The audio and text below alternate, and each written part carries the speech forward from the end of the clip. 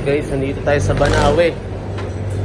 Namimisata ni Zoe si Kuya Chris. Ito, Kuya Chris. Ayan. Ang ating magaling na mekaniko. May problema na naman kay Zoe, so i-check natin mamaya. Hindi ko na na-videoan guys, sorry kasi medyo nakaka-stress yung nangyari. Natirikan tayo sa daan. So, yun. Ito si Zoe. Ayan, umusok pa. Sana magawa ng paraan. Hindi masyadong mabigat yung problema. Ayan, kasama ko papa ko. Kaway ka muna sa vlog. Ayan, siya yung sa akin, siya yung sumundo sa akin sa may Buendia. Natirikan tayo. Guys, dito ko dinadala si Zoe kasi si Kuya Chris talagang forte niya yung Honda Civic na mga lumang model. So, syempre, doon tayo sa alam natin na mekaniko na alam yung pagda-diagnose sa mga lumang kotse. So, iba kasi yung iba may specialty sa Corolla, tapos yung iba naman may specialty sa Nissan, ganyan. Toyota, Hyundai. So ngayon si Kuya, specialty niya ay Honda. Ito update sa Honda Civic Bigote na dock ni Kuya Chris. Yan. Sabi niya kasi nabangga siya, so tama nga. Ito, yan. Nasira yung yung pintuan niya sa likod. Kaya bagong palit yan. Ganda pa naman, no? Yung mags. Saka yung loob, yan. Ito naman yung isa, SIR body ata ito, SIR body. Pogi. Guys, in-start din na rin namin siya i-start. Talagang may problema sa starter. So ngayon, merong starter dito si Kuya Chris, ililibre sa atin. O, diba? Salamat kay Kuya Chris. Tatry lang din muna, so sana umokay na siya. Pero umuusok kasi yung tambucho may konting usok. Baka check din yung makina ko. Si Kuya Joko Bank nililiyang yung mga body ground natin, baka sakaling umokay na siya.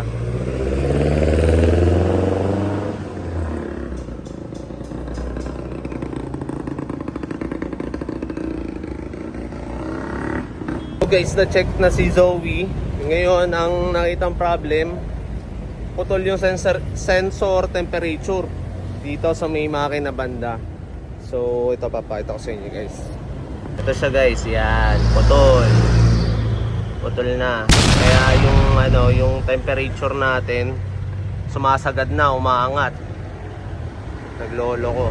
So, baka sana yun lang ang naging problem. Tapos uminit lang ng sobra si Zoe, wala nang gagawin sa makina niya.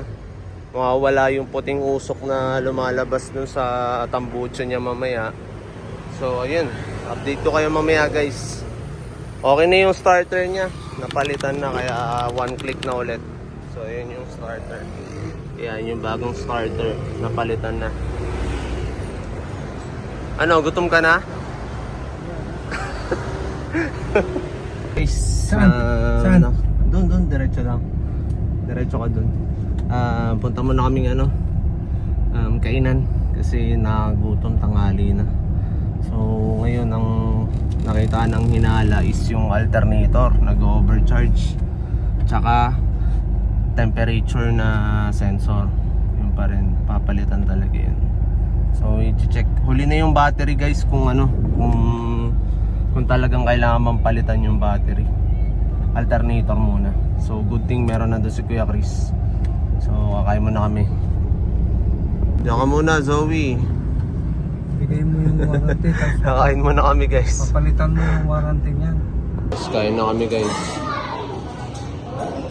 Dito na kami ulit. Kakabitan ng bagong battery si Zoe. Testing kung mag-overcharge pa rin ba yung yung alternator. So pag nag-overcharge pa rin, babay alternator. guys sa pan-checking. Okay na yung reading. Aircon ba yan, Mark? Oh, naka-aircon to. Naka-aircon siya, naka-headlight din. So, ngayon, ito talaga. Ang problema ay battery, no? Paring jokes. Ayan. So, yun na. Hindi alternator. Kaya siguro kanina, hindi madetect ng Oo. maigi ang taas ng ano. Ayun, oh. Normal lang siya. Kanina, 17, 19, Oo, diba? Puta ka ng taas. Nasa 16 pa nga. Pero check natin yung likod kung umuusok pa. Uy, wala nang usok.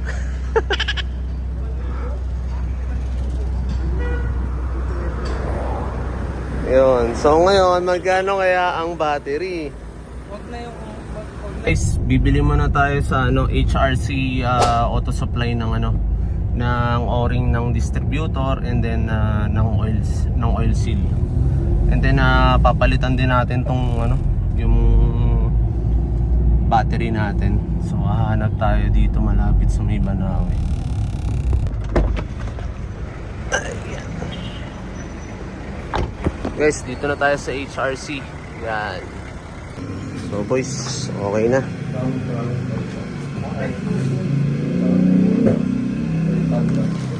So guys,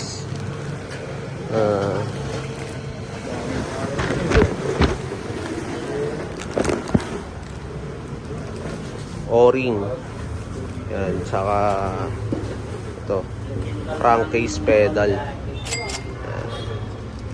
Nandito tayo sa Motolite Servicom sa may G. Araneta. Yan.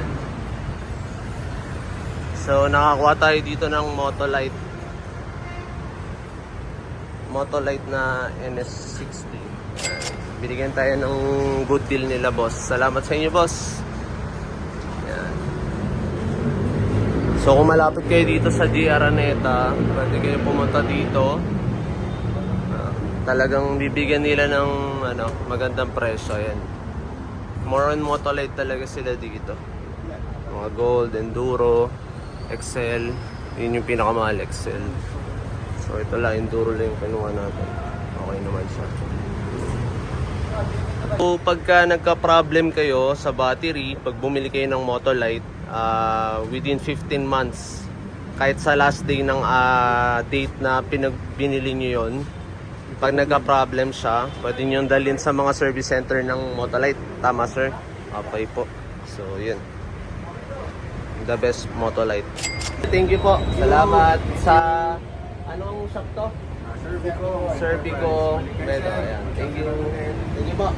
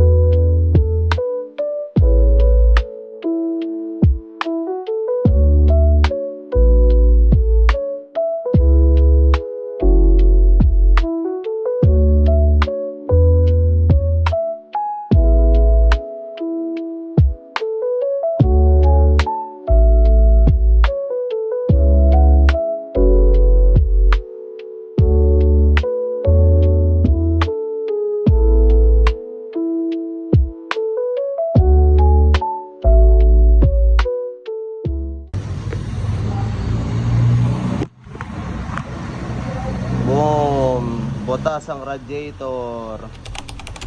Ayan din ang isang problem. Ang temperature sending unit, okay daw. So, yung cool na lang. Radiator na lang. Ayan. Bago na namang coolant, guys.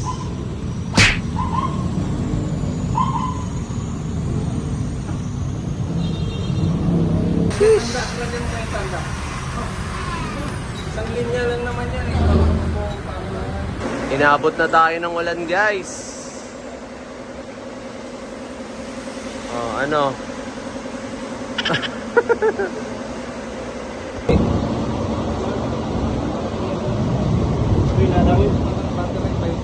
Oh, mamaya.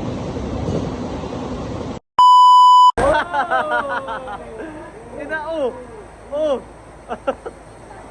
Grabe, lakas ang ulan.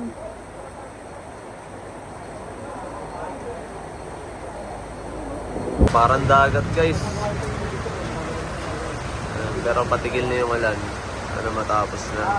Kasi tapos na si Zoe. Buti hindi kami inaabot dito. Ito, may aabutin ako dito. Madaldal ka eh. Sobrang baha kanina. Ngayon lang kami nakakaalis ng Banawe. Nandito pa rin naman kami sa QC pero pauwi na rin.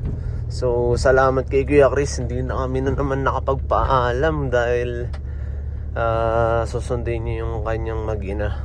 And then kami may lakad din kasi kami. Uuwi pa kami ng Batangas. So, dito ko na tatapusin, guys. So, update kay Zoe. Ito na, guys. Yan, normal na siya. Yan. Nice! 1/4 na lang talaga. Yan. Usually, ganyan naman talaga siya. Kahit naka-aircon tayo, guys. Yan. So, wala na talagang problema. So, guys, maraming salamat sa inyong panonood, guys. And sa pagsuporta. So, 315 subscribers na tayo, guys. Yan. So, salamat sa mga nagsusubscribe at mga nanonood. And then, yung ano pala, yung steering wheel na ipapamigay natin pag naka 500 subscribers na tayo. So, salamat guys sa panonood.